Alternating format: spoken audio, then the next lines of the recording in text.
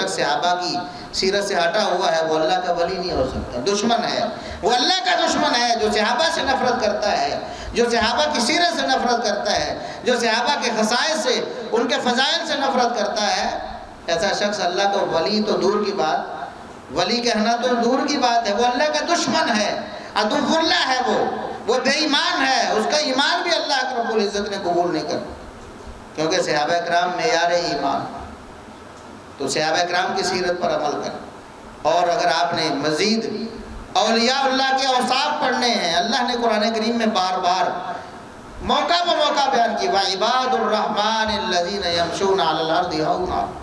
السلام علیکم ورحمۃ اللہ وبرکاتہ۔ ان الحمد للہ نحمده ونستعینه ونستغفره ونعوذ باللہ من شرور انفسنا ومن سیئات اعمالنا، من يهده الله فلا مضل له ومن يضلل فلا هادي له، اشهد ان لا الہ الا اللہ وحدہ لا شریک له واشهد ان محمدا عبده ورسوله، اما بعد فاعوذ باللہ السمیع العلیم من الشیطان الرجیم من همزه ونفخه ونفثه، بسم اللہ الرحمن الرحیم، الا ان اولیاء اللہ لا خوف علیہم ولا هم يحزنون الذین آمنوا وكانوا يتقون لهم البشرى في الحیاة الدنیا وفي الآخرة لا تبدیل لکلمات اللہ ذلك هو الفوز العظیم۔ انتہائی قابل احترام بزرگوں، عزیز نوجوان ساتھیوں، اللہ رب العزت کا فضل و احسان ہے کہ اس نے ہمیں اسلام کی دولت سے مالا مال کیا ہے، اور پھر اللہ رب العزت نے ہمیں اپنے گھر مسجد میں نماز کے لیے اور کتاب و سنت کی تعلیمات کو سننے سنانے کے لیے یہاں جمع کیا ہے۔ آج مجھے جس موضوع پر بات کرنے کے لیے کہا گیا ہے وہ یہ ہے کہ اللہ کے نیک بندوں کی پہچان کیا ہے، یا دوسرے لفظوں میں اولیاء اللہ کون ہوتے ہیں، یا یوں کہہ لیں کہ اللہ کا ولی کیسے بنا جا سکتا ہے۔ لفظ ولی جو ہے اس کا معنی دوست ہوتا ہے، اس کا معنی تعلق والا ہوتا ہے، اس کا معنی قریبی ہوتا ہے، اس کا معنی محبوب ہوتا ہے، محبوب جس سے محبت کی جاتی ہے۔ تو اللہ کا ولی اسے کہتے ہیں جس سے اللہ محبت کرتا ہے۔ اللہ کا ولی اسے کہتے ہیں جو اللہ کا قریبی ہوتا ہے، جس کا تعلق اللہ سے مضبوط ہوتا ہے، جو اللہ رب العزت کا دوست ہوتا ہے، اسے ولی کہتے ہیں۔ ہمارے ہاں عموماً ولایت کو کوئی ما فوق الفطرت یا عام انسانوں سے پرے کی چیز سمجھا جاتا ہے کہ یہ تو کوئی خاص لوگ ہوتے ہیں۔ شاید جس طرح ہمارے ہاں ایک مثال ہوتی ہے کہ فلاں شخص جو ہے نا یا فلاں اوصاف والا کوئی سینگوں والا نہیں ہوتا، تو ہمارے ہاں تو یوں سمجھا جاتا ہے نا کہ شاید ولی کے سر پہ کوئی سینگ ہوتے ہیں، اور وہی ولی ہو سکتا ہے جس کے ساتھ یہ ہو، یا فلاں گدی کے ساتھ وابستہ ہو، فلاں خانقاہ کے ساتھ اس کا تعلق ہو، یا فلاں اس کے ساتھ نسبت جڑی ہو، یا فلاں کی اولاد میں سے ہو۔ حالانکہ ایسی کوئی بات نہیں ہے۔ اللہ رب العزت کی محبت، اللہ رب العزت کا تعلق، اللہ رب العزت کی دوستی ہر شخص حاصل کر سکتا ہے۔ اس کے لیے دو بنیادی چیزیں ہیں جو اللہ رب العزت نے قرآن کریم میں ذکر کی ہیں۔ الذین آمنوا وکانوا یتقون، سب سے پہلے ایمان چاہیے۔ ایمان کے بغیر کوئی شخص اللہ کا ولی نہیں ہو سکتا۔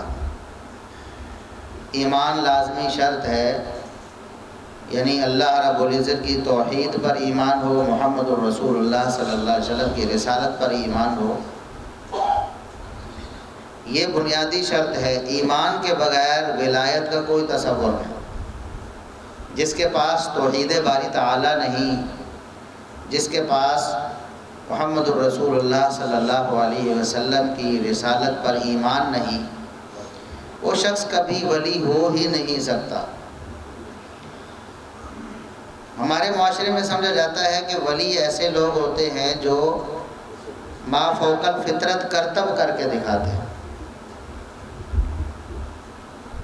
تو بزرگ علماء، کبار علماء یہ کہا کرتے تھے کہ اگر کسی شخص کو آپ ہوا میں اڑتا دیکھیں اور پانی پہ چلتا دیکھیں تب بھی آپ اس کو ولی نہیں مانیں گے۔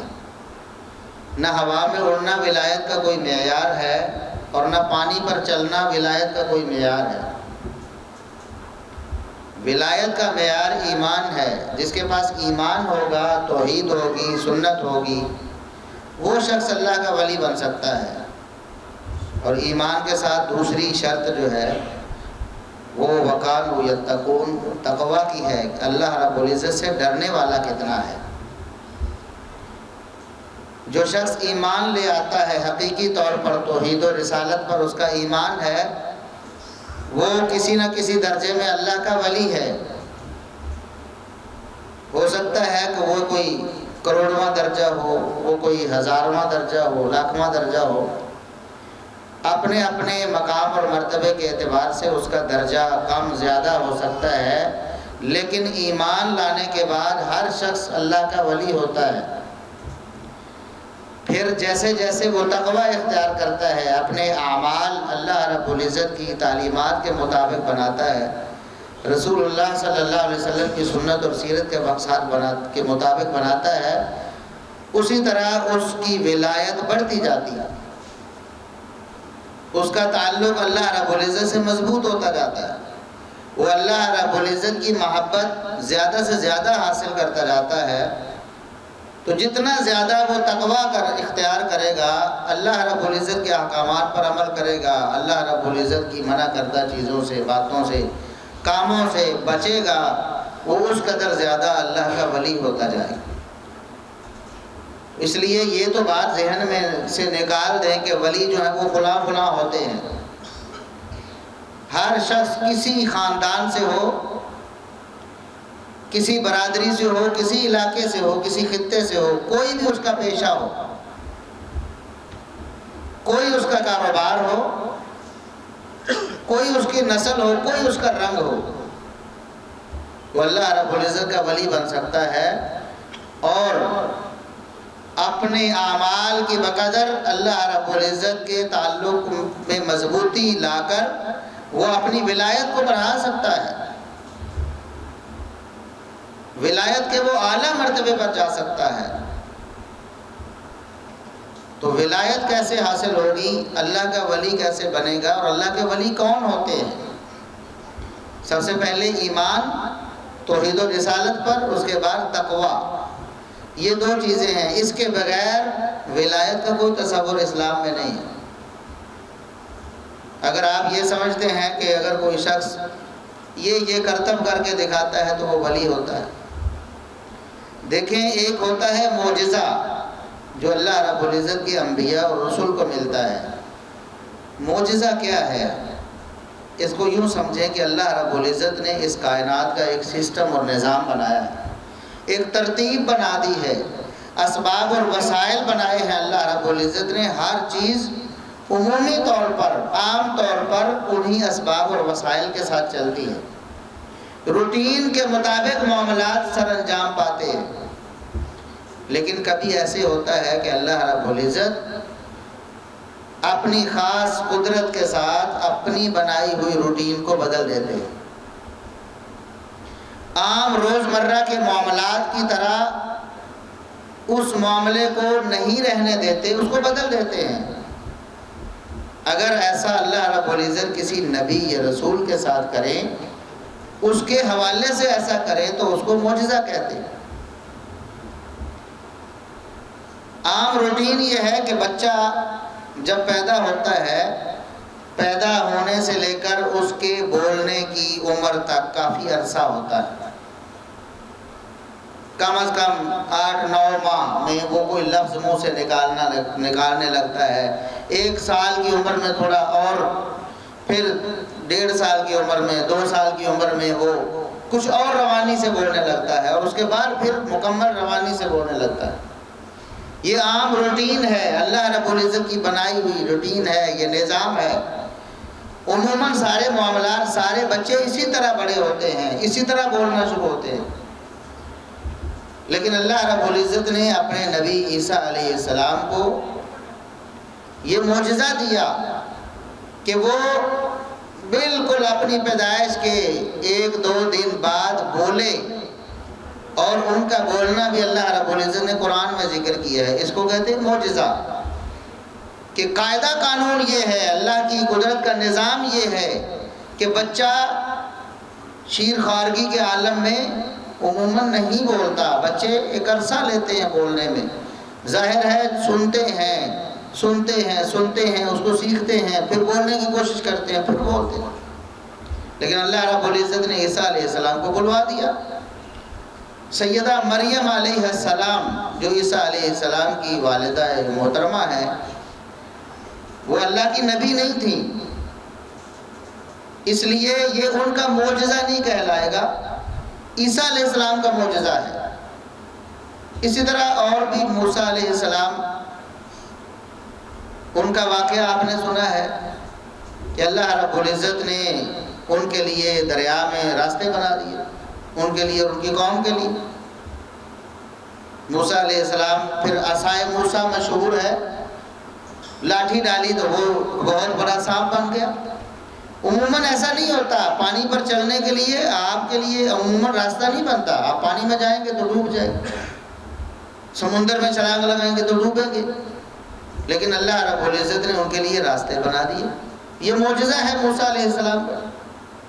اسی طرح وہ لاٹھی جو ہے اس کو آپ پھینکتے ہیں سانپوں کے سامنے تو کچھ بھی نہیں ہوتا، لیکن موسیٰ علیہ السلام نے اللہ کے حکم سے لاٹھی پھینکی تو وہ سانپ بن گئی، بہت بڑا سانپ، اور جتنے بھی سانپ جادوگروں نے پھینکے ہوئے تھے، وہ جو رسیاں پھینکی تھی سانپ بنے تھے، وہ سب کو ہڑپ کر کے۔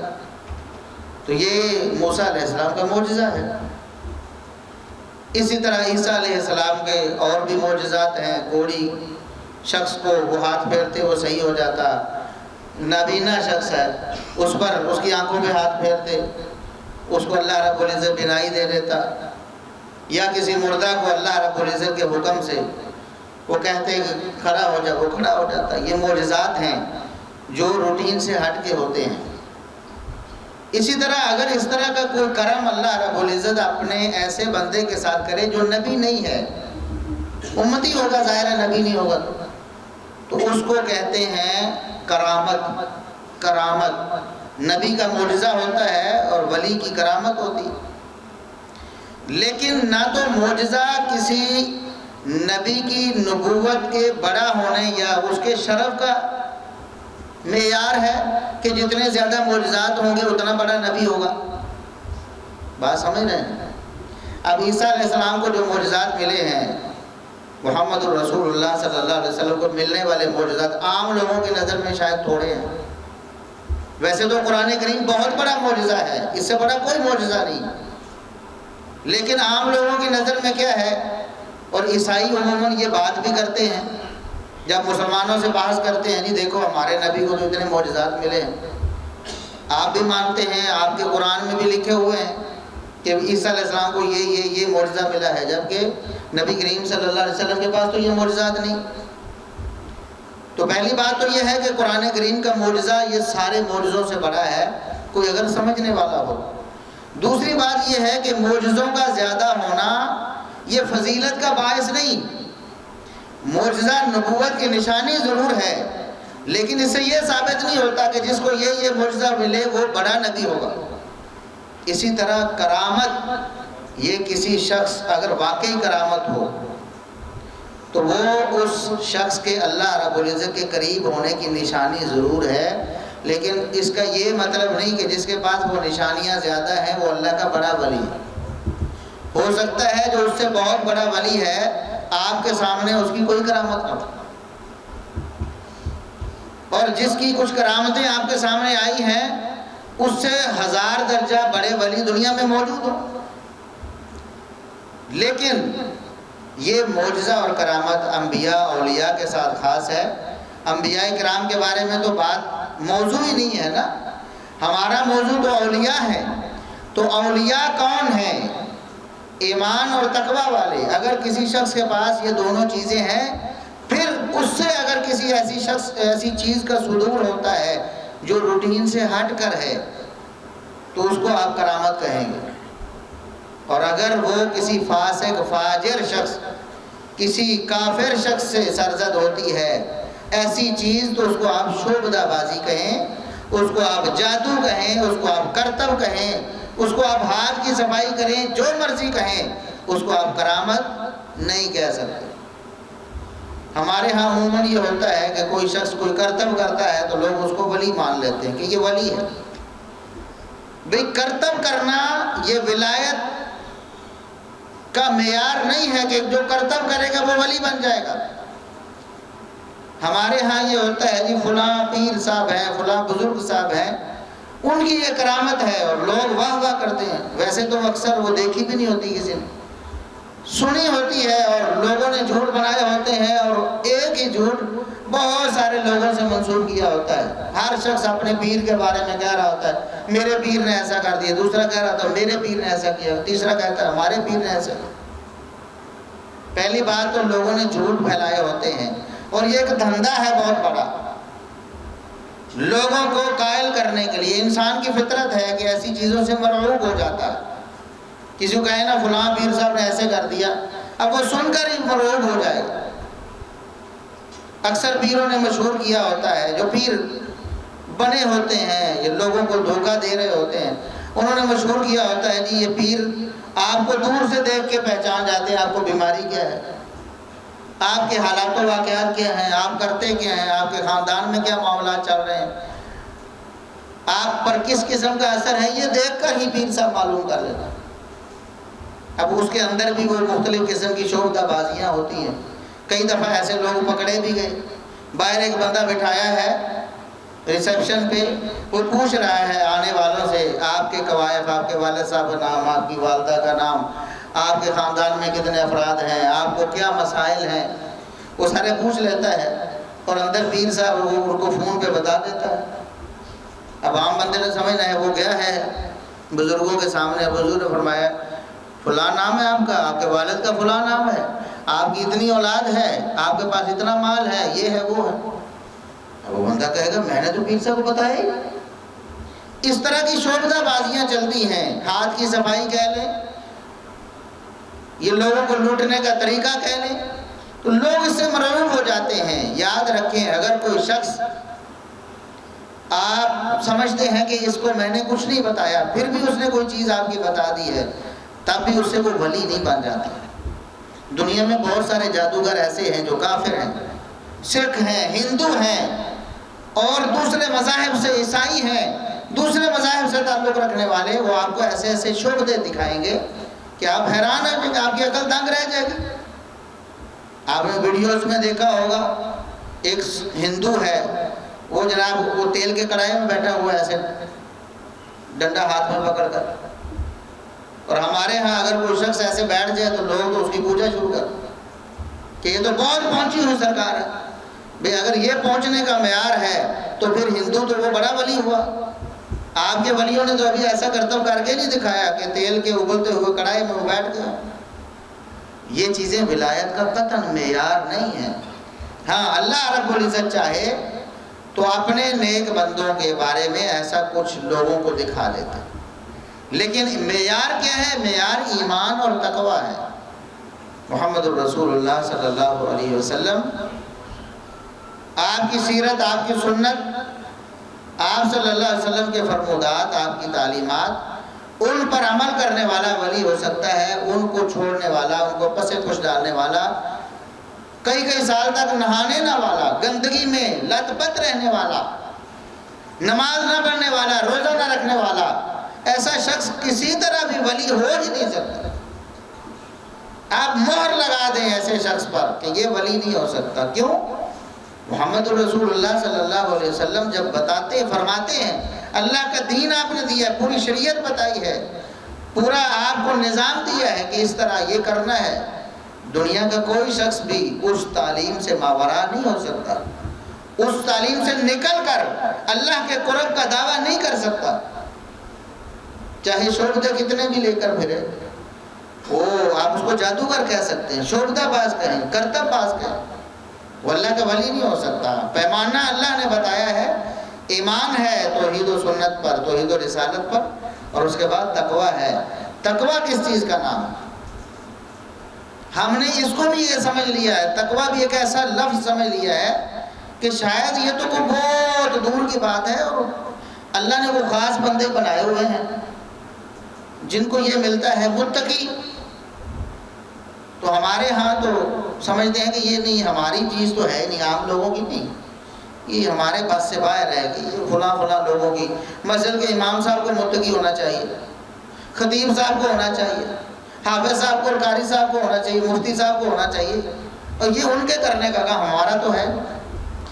اس کو سمجھیں کہ تقویٰ ہے کیا؟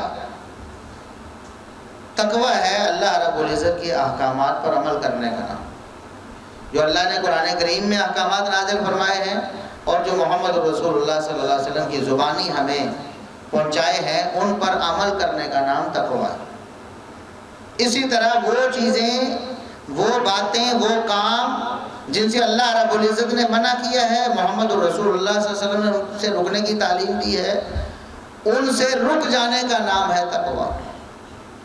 گویا دوسرے لفظوں میں اگر آپ سمجھنا چاہیں تو اللہ رب العزت کے ہر حکم کو ماننے اور اللہ کی منع کردہ ہر چیز سے رکنے کا نام تقویٰ ہے۔ یہ ہے تقویٰ، اور یہ ہر مسلمان کو ہونا چاہیے، ہر مسلمان کو متقی ہونا چاہیے، اور مسلمان تبھی ہوتا ہے جب وہ متقی ہو۔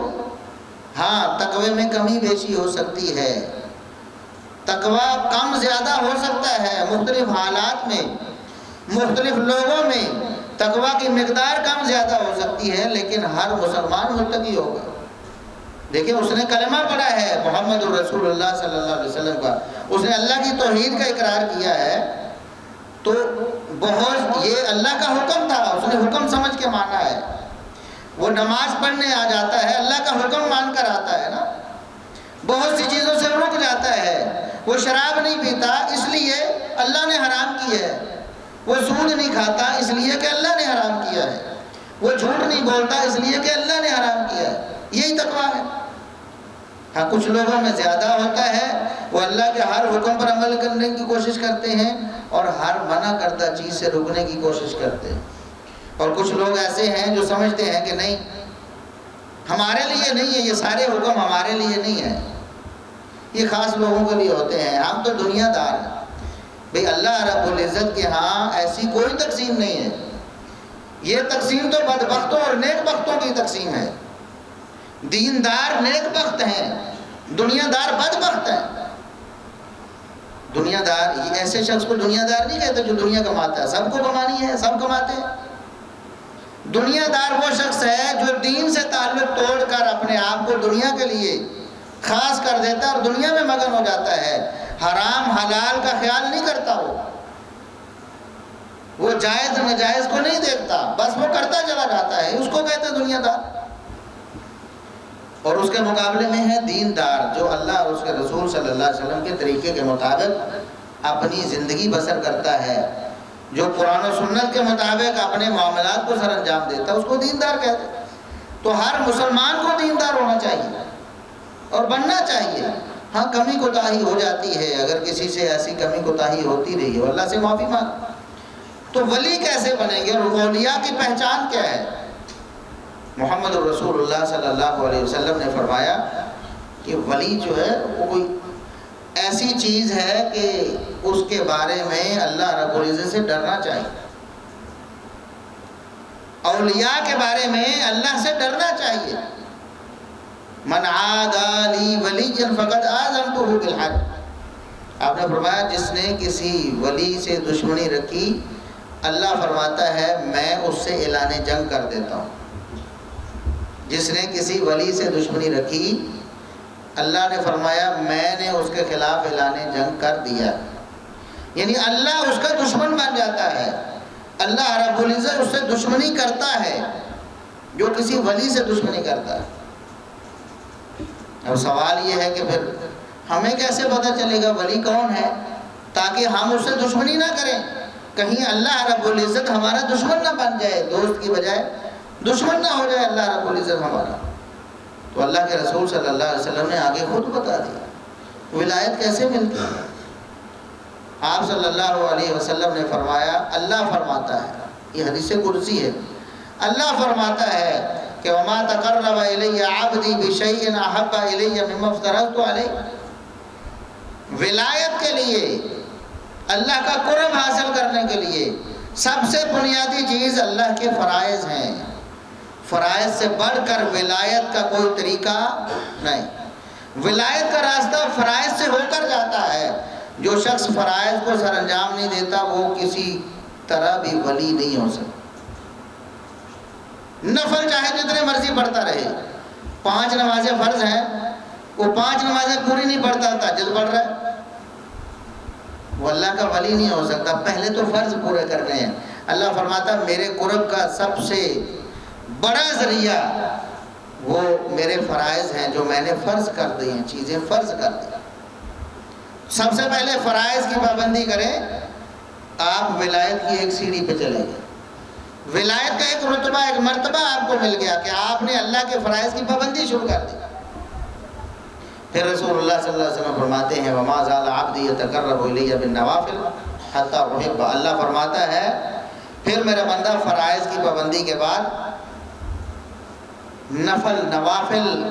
نفل کام کرنا شروع کر دیتا ہے. اور عموماً ہمارے معاشرے میں تو نفل کہتے ہیں تو سنتے پڑھتے ہیں، نماز میں 2 نفل ہیں، 4 نفل ہیں، اس کو نفل کہتے ہیں. نفل ہر وہ کام ہے جس کو اللہ رب العزت نے آپ پر فرض نہیں کیا.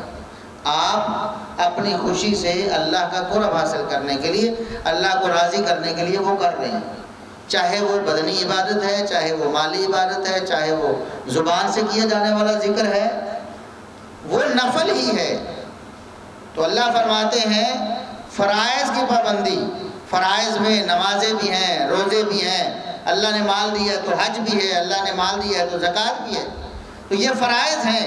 فرائض پر پابندی کے ساتھ ساتھ پابندی مکمل کی ہے، ان پر پابندی جاری ہے، اور بندہ نوافل بھی اللہ رب العزت کے لیے ادا کرنا شروع کر دیتا ہے. نفلی عبادت بھی، نفلی روزے بھی، نفلی صدقہ و خیرات بھی، نفلی حج و عمرہ بھی، دیگر عبادات نفلی طور پر کرنا شروع کر دیتا ہے. تو اللہ فرماتا ہے یہ بندہ آہستہ آہستہ میرے اور قریب ہوتا چلا جاتا ہے، میری اور محبت حاصل کرتا چلا جاتا ہے، میری ولایت حاصل کرتا چلا جاتا ہے.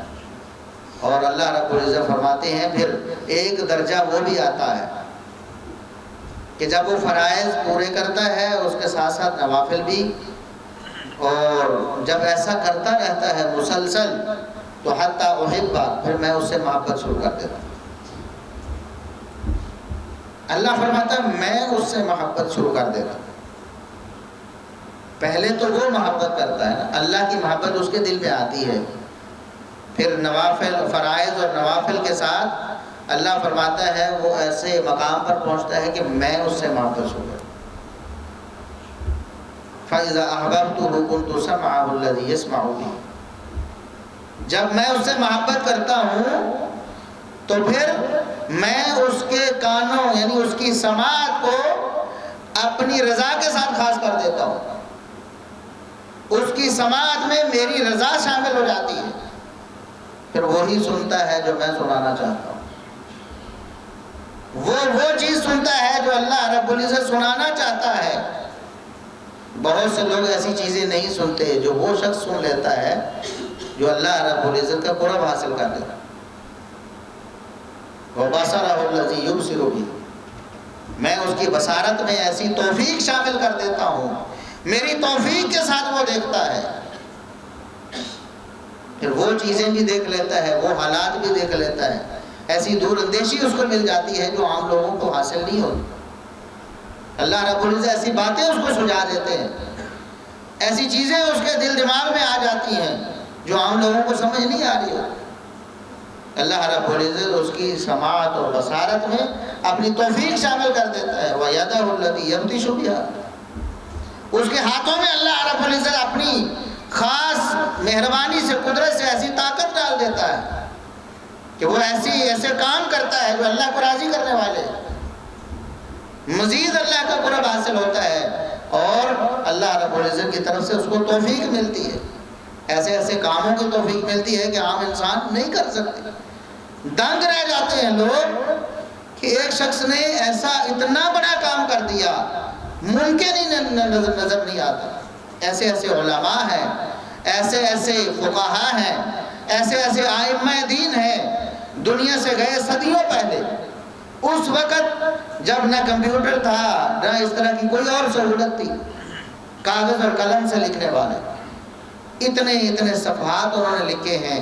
آج اگر شمار کیے جائیں تو ان کی زندگی پیدا ہونے سے لے کر فوت ہونے تک، انسان پیدا ہوتے ہی لکھنا شروع نہیں کرتا.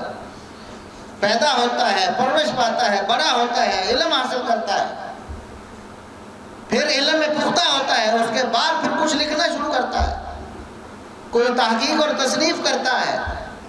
پھر اس کے ساتھ عوارض لاحق ہیں، کبھی وہ بیمار ہے، کبھی خوشی ہے، کبھی غمی ہے، کچھ مسائل ہیں، اس کے ساتھ بہت سارے مسائل وابستہ ہیں. لیکن ایسے علماء دنیا میں آئے ہیں، ان کو دنیا سے گئے صدیاں بیت گئی ہیں، انہوں نے ایسے کارنامے سر انجام دیے ہیں. انسان دنگ رہ جاتا، کہتا ہے یہ تو ممکن ہی نہیں لگتا. اتنے صفحات، اس کی ساری زندگی پیدائش سے لے کر وفات تک دیکھیں تو 50 صفحات روزانہ بنتے ہیں.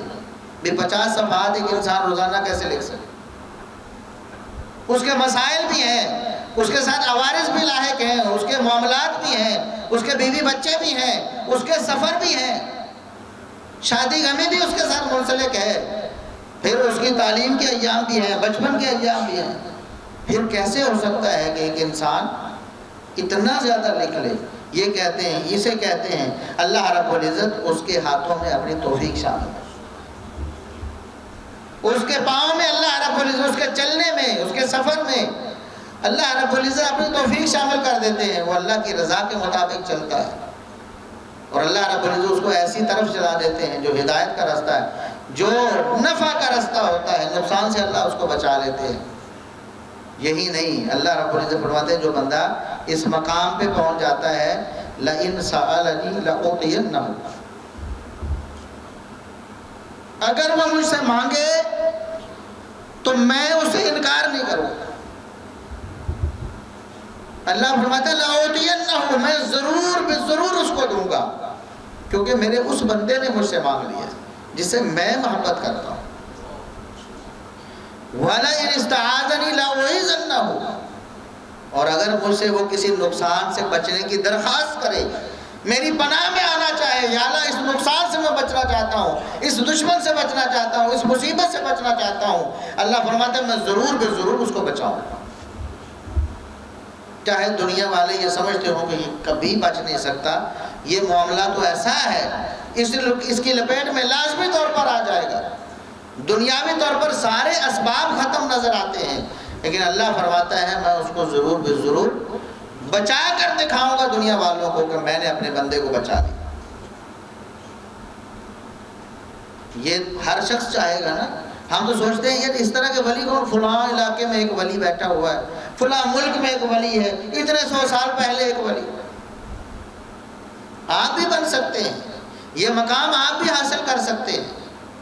آپ ایمان اور تقوی اس کو لازم پکڑ لیں، آپ اللہ کے فرائض کو پورا کریں، آپ اللہ رب العزت کی منع کردہ چیزوں سے بچ جائیں، آپ بھی اللہ کے ولی بن جائیں گے اور آپ پہچان سکتے ہیں اولیاء اللہ کو. ضروری نہیں اتنی بڑی پگڑی ہو تو اللہ کا ولی بنے گا، اتنی بڑی درگاہ ہو تو اللہ کا ولی بنے گا، اتنا بڑا خاندان ہو اس آل سے ہو تو ولی بنے گا، کچھ بھی ضروری نہیں. آپ بھی ولایت حاصل کر سکتے ہیں اور آپ پہچان سکتے ہیں کہ فلاں اللہ کا ولی ہے کہ ایمان اس کے پاس ہے، تقوی ہے، اللہ کے فرائض پورے کرتا ہے، نوافل میں کس قدر وہ آگے ہے، جس قدر آگے ہوگا فرائض پورا کرنے کے بعد اس قدر وہ اللہ کا بڑا ولی ہوگا. آپ بچیں ایسے لوگوں کو پریشان کرنے سے، ایسے لوگوں سے عداوت رکھنے سے. اللہ فرماتا ہے جو میرے ولی سے عداوت رکھتا ہے میں اس کے خلاف اعلان جنگ کر دوں.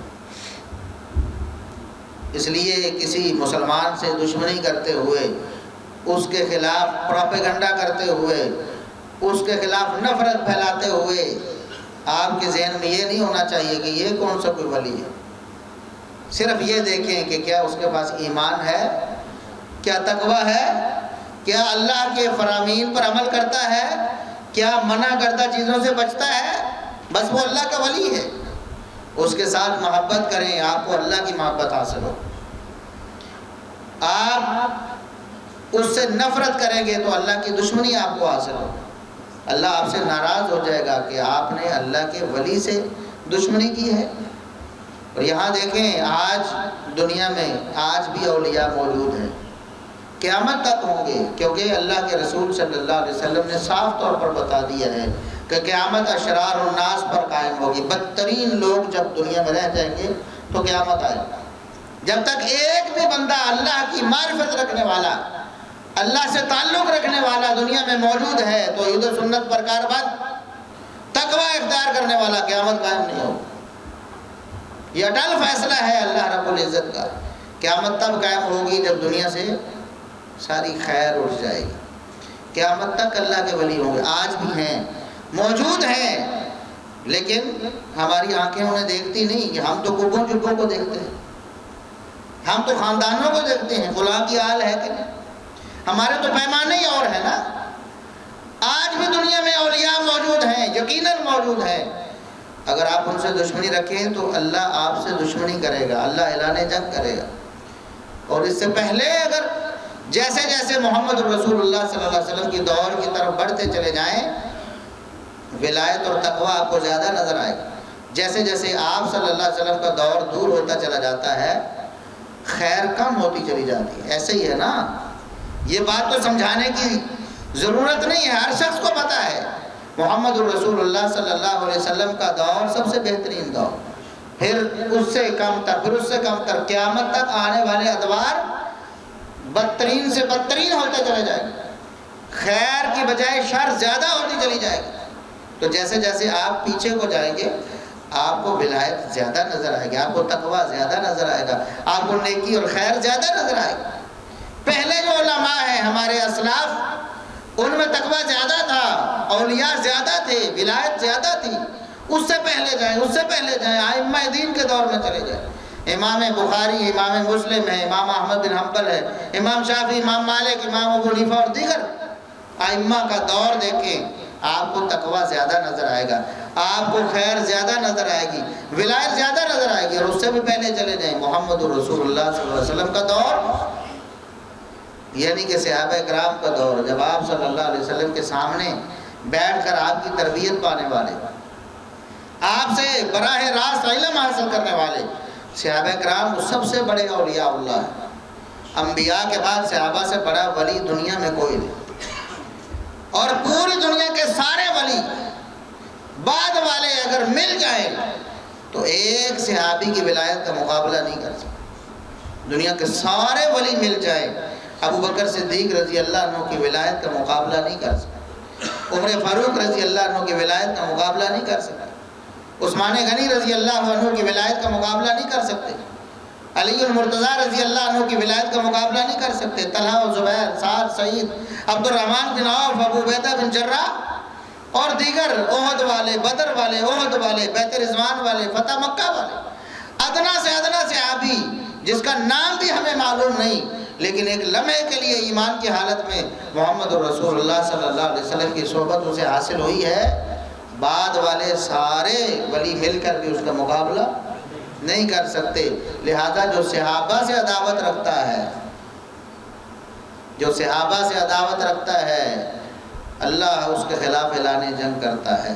اور صحابہ کرام وہ ہستیاں ہیں عظیم الشان اور جلیل القدر جنہیں یہ اعزاز حاصل ہے کہ ان کی ولایت پر مہر اللہ نے لگائی۔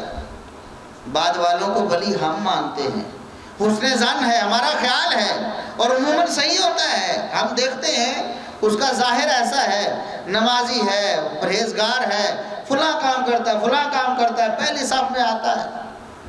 ہم اس کے بارے میں ایک گمان قائم کرتے ہیں کہ یہ اللہ کا ولی ہے۔ یہ ہمارا گمان ہے جو عموماً درست بھی ہوتا ہے، کبھی غلط بھی ہو جاتا ہے۔ لیکن صحابہ کرام ایسی ہستیاں ہیں جن کی ولایت پر اللہ نے مہر لگائی، جن کو اللہ نے کہا کہ یہ میرے پسندیدہ بندے ہیں، اولئک هم المؤمنون حقا، یہ بہترین حقیقی مومن ہیں یہ لوگ۔ لہٰذا اگر آپ ولایت حاصل کرنا چاہتے ہیں، اولیاء کو دیکھنا چاہتے ہیں، اولیاء کے اوصاف دیکھنا چاہتے ہیں، تو صحابہ کی سیرت کو پڑھنا شروع کریں۔ دیکھیں کہ ابو بکر صدیق کیسے تھے، عمر فاروق کیسے تھے، عثمان غنی کیسے تھے، علی المرتضیٰ کیسے تھے، اور دیگر صحابہ کیسے تھے۔ ان کی سیرت کو پڑھتے جائیں، آپ کو اولیاء اللہ کی پہچان ہوتی چلی جائے، کیونکہ یہ حقیقی ولی ہیں جن کو اللہ اور اس کے رسول صلی اللہ علیہ وسلم نے اپنا اولیاء، اپنا محبوب قرار دیا ہے۔ سمجھ رہے نا بات کو؟ اگر آپ اولیاء کو دیکھنا چاہتے ہیں نا، ان کی نشانیاں جاننا چاہتے ہیں، ان کی سیرت کا مطالعہ کرنا چاہتے ہیں، ولی کیسے ہوتے ہیں، تو آپ صحابہ کرام کی زندگیاں پڑھیں، ان کا مطالعہ کریں، اور اس کے مطابق اپنی زندگیوں کو ڈھالنے کی کوشش کریں۔ جیسے جیسے آپ کی زندگی صحابہ کی زندگی کے مطابق ہوتی چلی جائے گی، آپ کو ولایت ملتی چلی جائے گی، ولایت کا معیار بڑھتا چلا جائے گا۔ اور جیسے جیسے آپ صحابہ کرام کی سیرت سے ہٹتے چلے جائیں گے، آنکھیں بند کر کے آپ کہہ دیں جو شخص صحابہ کی سیرت سے ہٹا ہوا ہے وہ اللہ کا ولی نہیں ہو سکتا، دشمن ہے، وہ اللہ کا دشمن ہے۔ جو صحابہ سے نفرت کرتا ہے، جو صحابہ کی سیرت سے نفرت کرتا ہے، جو صحابہ کے خصائص سے، ان کے فضائل سے نفرت کرتا ہے، ایسا شخص اللہ کو ولی تو دور کی بات، ولی کہنا تو دور کی بات ہے، وہ اللہ کا دشمن ہے، عدو اللہ ہے، وہ بے ایمان ہے، اس کا ایمان بھی اللہ رب العزت نے قبول نہیں کرا، کیونکہ صحابہ کرام معیار ایمان۔ تو صحابہ کرام کی سیرت پر عمل کریں۔ اور اگر آپ نے مزید اولیاء اللہ کے اوصاف پڑھنے ہیں، اللہ نے قرآن کریم میں بار بار موقع پہ موقع بیان کی، وَعِبَادُ الرَّحْمَنِ الَّذِينَ يَمْشُونَ عَلَى الْأَرْضِ هَوْنًا، اللہ کے جو محبوب بندے ہیں، جو اللہ کے پیارے بندے ہیں، وہ ایسے ہیں جو زمین میں عاجز ہو کر چلتے، اکڑ کر نہیں چلتے، تکبر ان کے قریب بھی نہیں جاتا، وہ بڑے عاجز ہوتے ہیں، عاجزی انکساری کی مثال ہوتے ہیں، وہ اللہ کے ولی ہوتے ہیں، اللہ کے پسندیدہ اور محبوب بندے ہوتے ہیں۔ کون ہے اللہ کے ولی؟ کون کیسے بنیں گے اللہ کے ولی؟ ایسے لوگ ہیں جو اللہ رب العزت سے فریادیں کرتے رہتے ہیں، اللہ کی عبادت میں مصروف، یبیتون لربہم سجدا وقیاما، ان کی راتیں اللہ رب العزت کے دربار میں سجدے اور قیام کرتے رہتے ہیں، اللہ سے دعائیں کرتے، ربنا اصرف عنا عذاب جہنم، ہمیں جہنم کے عذاب سے بچا لے۔ آپ صحابہ کرام کی سیرت پڑھیں، اللہ رب العزت کی طرف سے جنت کی بشارتیں ملی ہوئی ہیں، پھر بھی روتے رہتے ہیں، اللہ سے معافیاں مانگتے رہتے ہیں، اللہ سے درخواستیں کرتے رہتے ہیں، اللہ ہمیں جہنم سے بچا لے۔ یہ ہے اللہ کے اولیاء۔ اگر آپ بننا چاہتے ہیں، ان اوصاف کو آپ اختیار کریں، تو اللہ سے دعا کرتے، ربنا اصرف عنا عذاب جہنم ان عذابها کان غراما، یا اللہ جہنم کا عذاب بڑا سخت ہے، ہمیں بچا لے۔ اسی طرح اگر آپ اولیاء اللہ کی پہچان کرنا چاہتے ہیں یا خود اللہ کا ولی بننا چاہتے ہیں، ولایت کے رستے پہ چلنا چاہتے ہیں، تو ان اوصاف کو اختیار کریں۔ لا يدعون مع اللہ الہ آخر، توحید پر اتنے کاربند ہوتے ہیں، اللہ کے سوا کسی کو مشکل کشا نہیں مانتے، اللہ کے سامنے اللہ کے علاوہ کسی سے فریاد نہیں کرتے، اللہ رب العزت کے علاوہ کسی پر توکل اور بھروسہ نہیں کرتے، اپنے کردار کو صاف رکھتے ہیں، زناکاری اور بدکاری سے اپنے آپ کو بچاتے ہیں، یہ اللہ کے اولیاء ہیں۔ اور اگر کبھی کوئی گناہ ہو جائے، الا من تاب وآمن وعمل عملا صالحا فَأُولَٰئِكَ يُبَدِّلُ اللَّهُ سَيِّئَاتِهِمْ حَسَنَاتٍ۔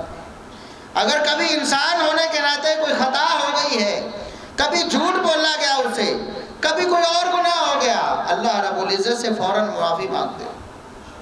اللہ رب العزت فرماتے ہیں جو مومن بندے ہیں لَمْ يُصِرُّوا عَلَىٰ مَا فَعَلُوا، کبھی بھی اپنے کیے گئے گناہ پر ڈٹ نہیں جاتے، اصرار نہیں کرتے۔ گناہ ہو گیا ہے اللہ سے فوراً معافی مانگتے، چھوڑ دیتے ہیں، زندگی میں کبھی نہ کرنے کا عہد کرتے ہیں، شرمندہ ہوتے ہیں، آنسو بہاتے ہیں اللہ رب العزت کے دربار میں۔ یہ ولی ہوتے ہیں، ایسے ہی ولی ہوتے ہیں۔ اور لا یشہدون الزور، وہ اللہ کے بندے ہیں گناہ کے کاموں میں، گناہ کی جگہوں پہ جاتے ہی نہیں، گناہ کی جگہوں پہ نہیں جاتے۔ ایسی جگہ، ایسا موقع جہاں جھوٹ بولا جاتا نہیں جاتے، ایسا موقع، ایسی جگہ جہاں پر انہیں پتہ ہے کہ ہم فحاشی میں مبتلا ہو جائیں گے، ہم گناہ میں مبتلا ہو جائیں گے، ہم گانے بجانے میں مبتلا ہو جائیں گے، یہ سننا پڑے گا، نہیں جاتے، انکار کر دیتے، نہیں جائیں گے۔ وَإِذَا مَرُّوا بِاللَّغْوِ مَرُّوا كِرَامًا، جب کہیں ایسی جگہوں سے ان کا گزر ہوتا ہے جہاں گناہ ہو رہا ہے، لوگ اس گناہ میں گر رہے ہیں، ملوث ہو رہے ہیں، وہ اپنے کردار کو بچا کر گزر جاتے ہیں، وہ اپنے آپ کو گناہوں سے بچا کر نکل جاتے ہیں۔ یہ ہوتے ہیں اللہ کے ولی۔ اگر آپ ولایت حاصل کرنا چاہتے ہیں قرآن کریم کا مطالعہ کریں۔ اللہ رب العزت نے بتایا ہے، وہ دعائیں کرتے ہیں، یقولون ربنا هب لنا من ازواجنا وذرياتنا قرۃ اعین وجعلنا للمتقین اماما۔ جو اللہ کے ولی ہوتے ہیں، ولایت حاصل کرنا چاہتے ہیں، وہ اللہ سے دعا کرتے ہیں، یا اللہ جس طرح ہم اپنی ہدایت کا سوال کرتے ہیں، اپنی اولادوں کی ہدایت کا سوال کرتے ہیں، ہماری اولادوں کو ہمارے لیے ہماری آنکھوں کی ٹھنڈک بنا اور ہمیں متقین کا امام بنا دے۔ ایسے لوگ جو اللہ تجھ سے ڈرنے والے ہیں، ہم ان کے رہنما بن جائیں، ہمیں اپنے دین کی سربلندی کے لیے منتخب فرما لیں۔ یہ ہوتے ہیں اللہ کے ولی، اور اس طرح بنا جا سکتا ہے اللہ کے ولی۔ اس طرح اور بھی بہت سارے اوصاف ہے، قرآن کریم پڑھیں، اس پر عمل کریں، جیسے جیسے آپ عمل کرتے جائیں گے آپ ولایت کی سیڑھیاں چڑھتے جائیں گے، کسی کو پتہ بھی نہیں ہوگا کہ آپ کا اللہ کے ہاں کیا مقام ہے۔ اور یاد رکھیں جو ولی ہوتا ہے حقیقت میں کبھی وہ اپنے آپ کو ولی نہیں کہتا، وہ نہیں کہے گا کہ اللہ کے ہاں میرا بڑا مقام ہے، میں بہت اونچا ہوں، میں بہت بلند ہوں، میری بڑی فضیلت ہے۔ نہیں، وہ ایسا عاجز بندہ ہوگا، وہ تو روتا ہوگا اللہ رب العزت کے دربار میں کہ اللہ میرے گناہوں کو معاف فرما۔ وہ اللہ رب العزت کے دربار میں گڑگڑاتا ہوگا کہ اللہ فلاں دور میں مجھ سے فلاں غلطی ہو گئی، اب پتہ نہیں مجھے معافی ملی کہ نہیں، یا اللہ مجھے معاف فرما۔ وہ اللہ سے جہنم سے بچنے کا مطالبہ کرتا ہوگا، وہ اللہ سے رو رو کر جنت مانگتا ہوگا، وہ ہمیشہ اپنی کوتاہیوں کو نظر میں لاتا ہوگا۔ وہ ہوتا ہے اللہ کا ولی۔ اور اگر کوئی کہے کہ میں ولی ہوں، اپنی ولایت کا دعویٰ کرے تو وہ جھوٹا ہے، ایسا شخص اللہ کا ولی نہیں ہو سکتا، کیونکہ اللہ کے اولیاء میں عاجزی اور انکساری ہوتی ہے، اللہ سے ڈرنے والے ہوتے ہیں۔ خوف و رجا یہ دو بنیادی چیزیں ہیں جن کے درمیان میں ایمان ہوتا ہے، جن کے درمیان میں ولایت ہوتی ہے۔ خوف یہ ہے کہ اللہ رب العزت کے عذاب سے ہر وقت بندہ ڈرتا رہتا ہے۔ اندازہ کریں امام الاولیاء محمد رسول اللہ صلی اللہ علیہ وسلم فرماتے ہیں میں روزانہ 100 دفعہ اللہ رب العزت سے معافی مانگتا ہوں، ہر روز 100 دفعہ اللہ سے کہتا ہوں یا اللہ میرے گناہوں کو معاف فرما۔ سبحان اللہ، محمد رسول اللہ صلی اللہ علیہ وسلم 100 دفعہ اللہ سے استغفار کرتے ہیں ایک دن، جن کے ذمہ کوئی گناہ نہیں، اللہ نے فرما دیا ہے، اللہ رب العزت نے سرٹیفکیٹ دے دیا، وہ 100 دفعہ اپنے گناہوں کی معافی مانگتے ہیں۔ تو جو امتی ہیں وہ تو بلولا اللہ سے اپنے گناہوں کی معافی مانگتے۔ میں نے عرض کیا صحابہ روتے رہتے تھے آخرت کے ذکر پہ، قبر کے ذکر پہ، قبر کو دیکھ کر، اس کی تنہائیوں کو سوچ کر رونا شروع کر دیتے زاروں کے دار، حالانکہ جنت کی بشارتیں ان کے پاس موجود ہیں، لیکن ڈر ہر وقت لگا ہوا ہے کہ اللہ کہیں کسی بات پہ پکڑ نہ، یہ خوف ہے۔ اور دوسرا ہے رجا، امید ہے اللہ رب العزت کی رحمت کی، خوف بھی ہے ساتھ میں امید بھی ہے کہ میں کوشش کرتا ہوں اللہ کے دین پہ چلنے کی، امید ہے اللہ رب العزت مجھے جنت میں جگہ دے گا، امید ہے اللہ رب العزت کی رحمت کی بڑی امید ہے، اللہ مجھے جہنم سے بچا لے گا، امید ہے کہ اللہ کے ہاں میں محبوب بندوں میں شامل ہو جاؤں گا۔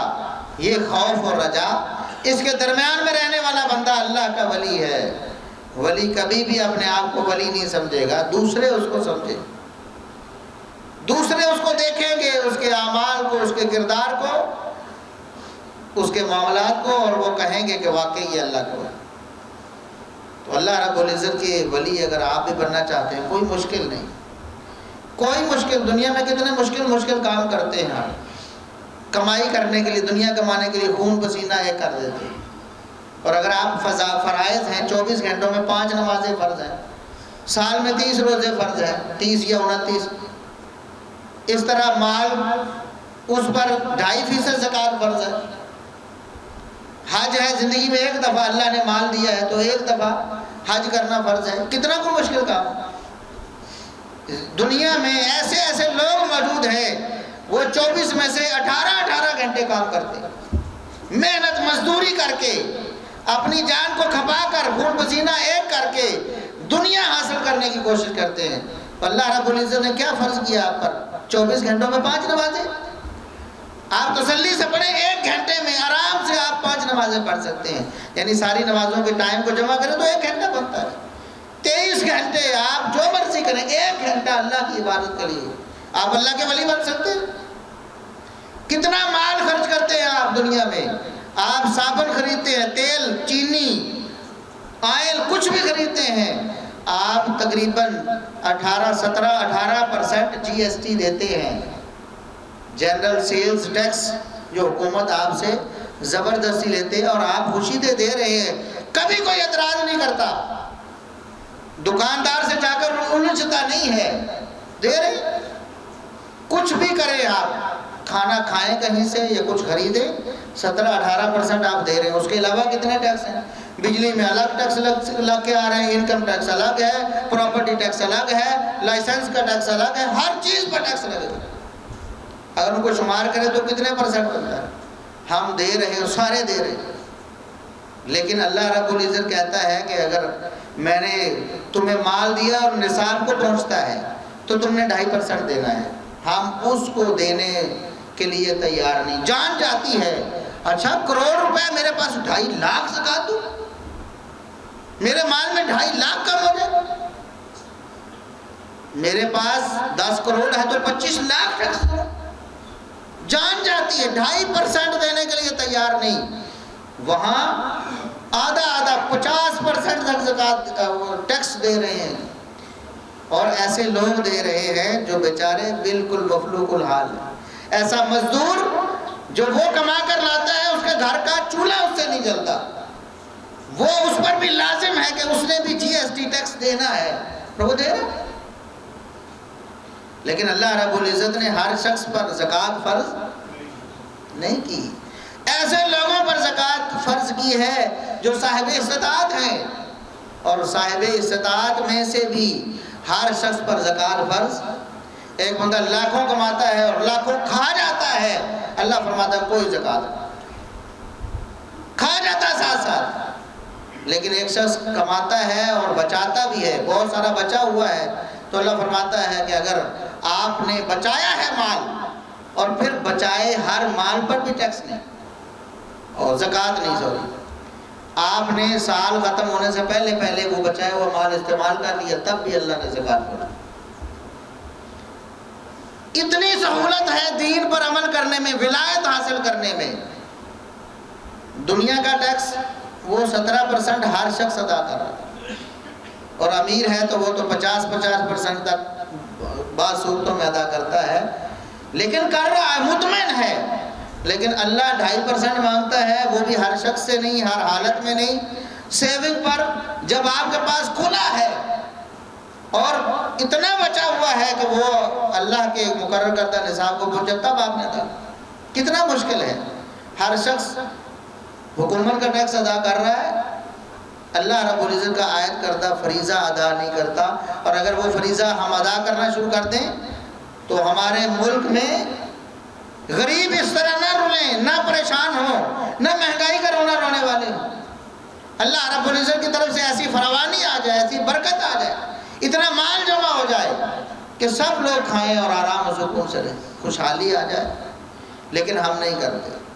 دنیا کے لیے ہار پاپڑ بیلیں گے, لیکن اللہ رب العزت کے لیے, اللہ کو راضی کرنے کے لیے, اپنا مقام اللہ کے ہاں بڑھانے کے لیے, ولایت حاصل کرنے کے لیے ہم نہیں کرتے. ہمیں وہ مشکل لگتا ہے.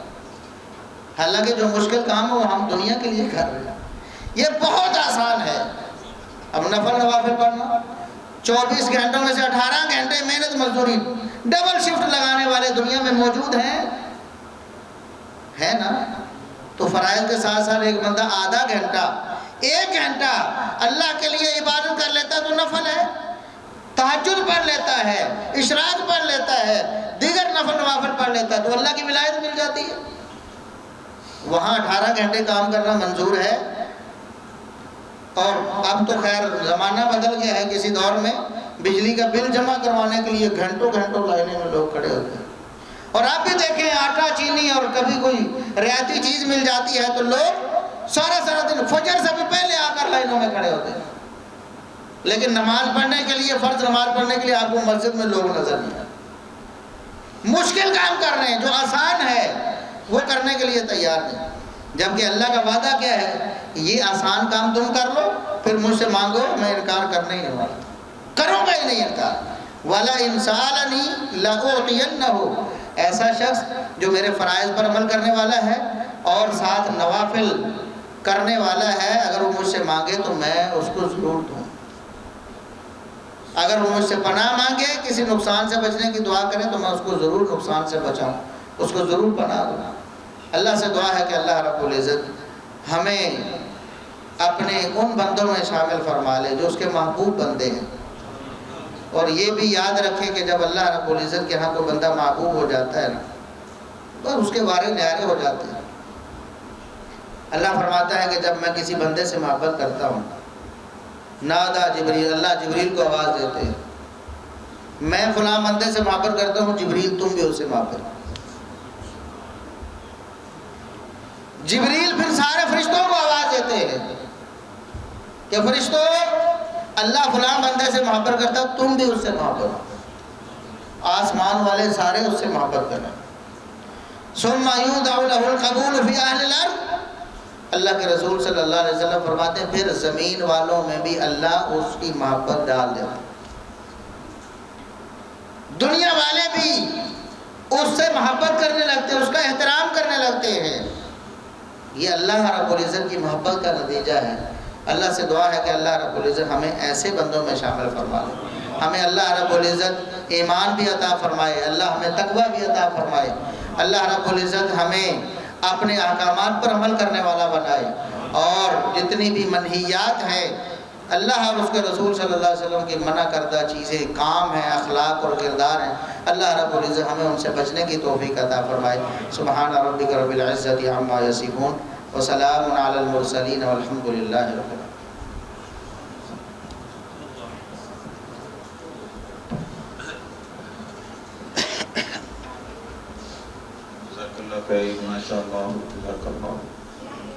حضرت شیخ صاحب اپنے مخصوص انداز میں قرآن و حدیث کی روشنی سے اللہ کے ولی کے بارے میں دلائل دے رہے تھے. اللہ تعالیٰ ہم سب کو یہ جو ہم نے سنا ہے, اللہ تعالیٰ ہمیں عمل کرنے کی توفیق دے.